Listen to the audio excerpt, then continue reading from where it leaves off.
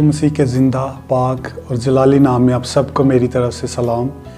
मेरा नाम शहबाज इसाक है। मेरा तल्लक द ट्रूथ इंस्टीट्यूट से है। मैं आपके सामने आज यूना नबी की ज़िंदगी के कुछ हक़ाइक़ हैं उनको पेश करूंगा और कैसे खुदा ने यूना को चुना और किस काम के लिए चुना, क्यों चुना।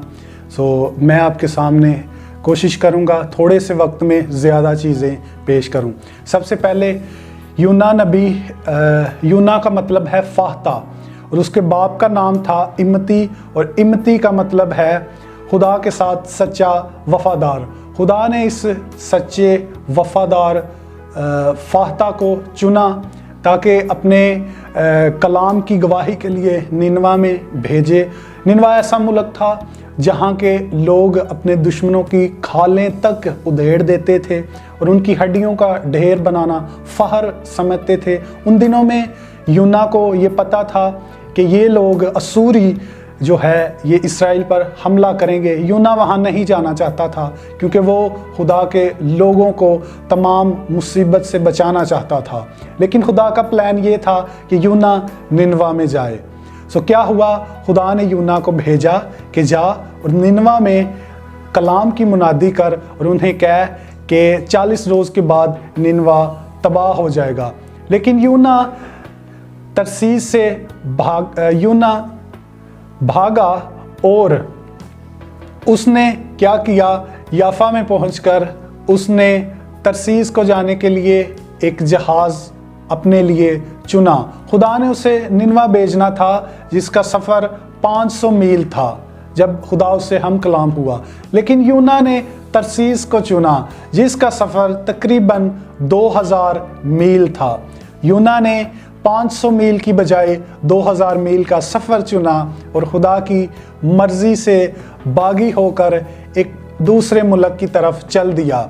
खुदा ने यूना को असूर में भेजा जो शाम का मुल्क है और उसका दारुल खलाफा जो है निनवा है, लेकिन यूना शाम जाने की बजाय, मशरिक में जाने की बजाय वो यूरोप में गया और वो स्पेन के एक बंदरगाह तरसीस को गया और तरसीस के जहाज़ पर सवार हुआ ताकि वो तरसीस को जाए।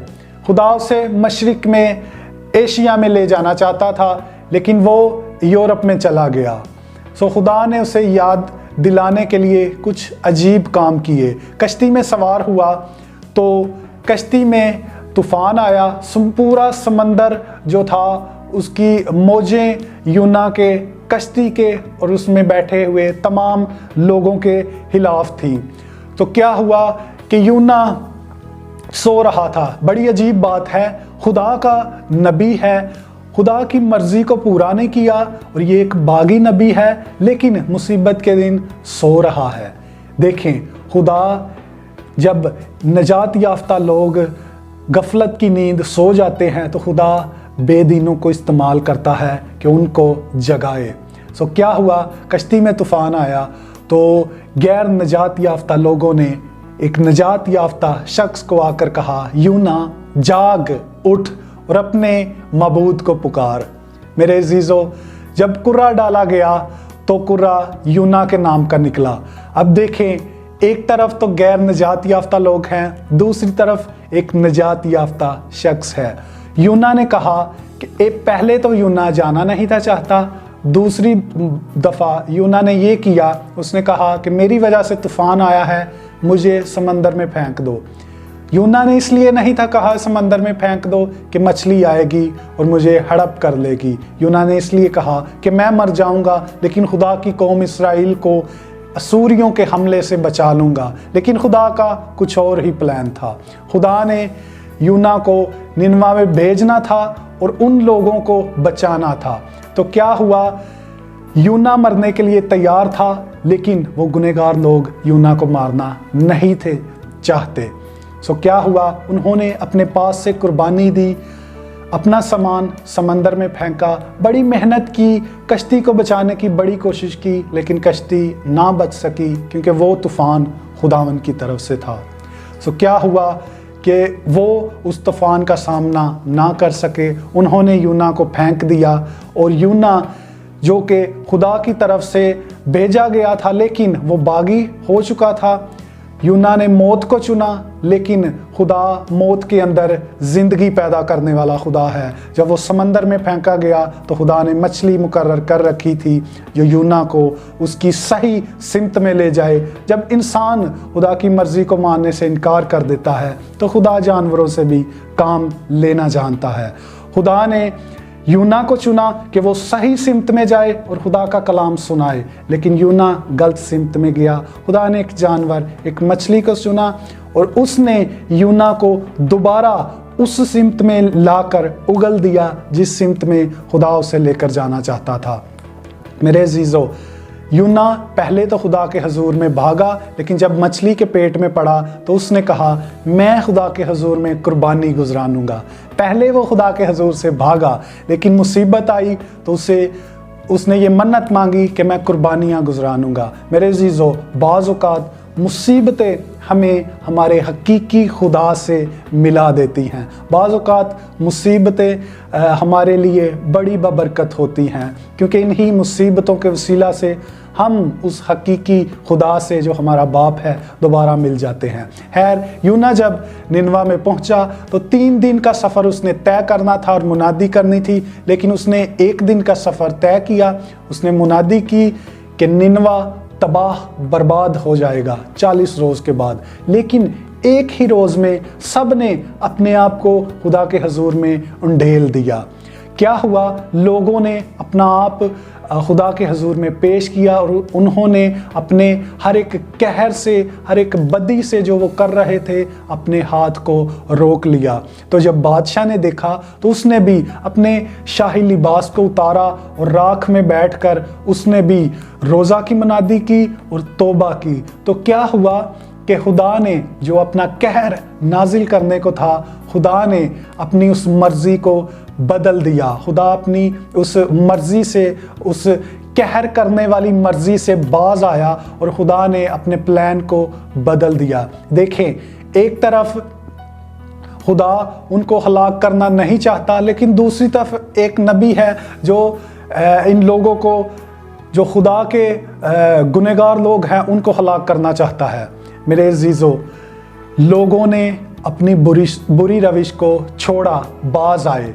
खुदा ने जो उन पर कहर करने को था अपनी उस रविश को छोड़ा और खुदा भी बाज आ गया। लेकिन यूना खुदा का कहर नाजिल करवाने से बाज ना आया। यूना खुदा के हजूर फिर नाराज़ हुआ और उसने खुदा से कहा, मैं जानता था तू रहीम व करीम है, कहर करने में धीमा, शफ़क़त में गनी है। तूने मुझे तब ही क्यों ना रोका जब मैं यहाँ आने को था। यूना फिर भी एक सिमत में गया और मशरिक की तरफ जाकर उसने एक छप्पर लगाया और बैठ गया कि शहर का क्या हाल होता है। वो अब तक नाराज़ था और उसकी ज़िद ये थी, खुदा इस कौम को तबाह बर्बाद करे और अपना अजाब नाजिल करे। लेकिन खुदा ने एक अजीब तरीके से सिखाया। एक कद्दू की बेल को खुदा ने उगाया, उस पौधे ने यूना पर साया किया। इस सबब से यूना बहुत खुश हुआ। देखें, खुदा के लोगों को जो खुदा ने, जिनको अपने हाथ से बनाया है, यूना उनके बच जाने से खुश ना हुआ, लेकिन एक बेल के सबब से खुश हुआ जिसने यूना पर साया किया। और बाद में खुदा की तरफ से एक कीड़े ने उसे काटा, वो बेल सूखी और यूना नाराज़ हुआ।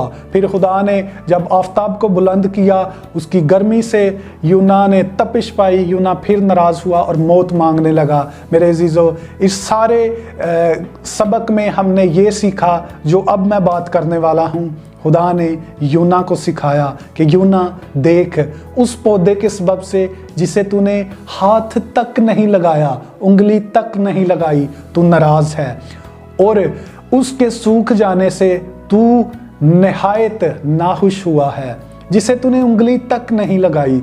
और मैं उन लोगों को, जहाँ पर छोटे बच्चों की तादाद 1,20,000 1000 से ज़्यादा ऐसे हैं जो अपने लेफ़्ट और राइट का इम्तियाज़ नहीं कर सकते। मैं उन सब को कैसे मार दूं? मेरे अजीज़ों, हिजकिय्याल नबी का सहीफ़ा बाब नंबर 18 आयत नंबर 23 में लिखा है, हमारा खुदा शरीर की शरारत से और उसकी हलाकत से खुश नहीं होता। मेरे अजीज़ों, शरीर को मार कर उसकी मौत में हमारे खुदा की खुशी नहीं, बल्कि वो ये चाहता है कि गुनहगार नजात पाएँ। मेरे अजीज़ों, जब भी खुदा आपको बुलाए और आपको गैर नजात याफ्ता लोगों में भेजे, उन लोगों में जो खुदा के गुनहगार हैं, तो नंबर 1, बागी और बरगश्ता ना हों, क्योंकि अगर आप गफलत की नींद सोएंगे तो गैर नजात याफ्ता लोग आपको जगाएंगे। और दूसरी बात ये, आप जहाँ भी चले जाएं, आप खुदा की मर्ज़ी से भाग नहीं सकते।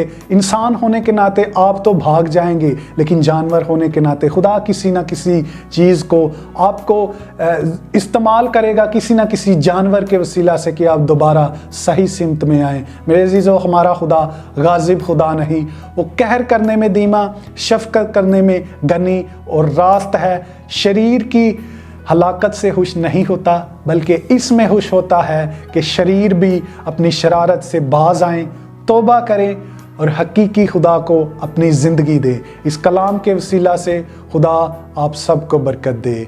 आमीन।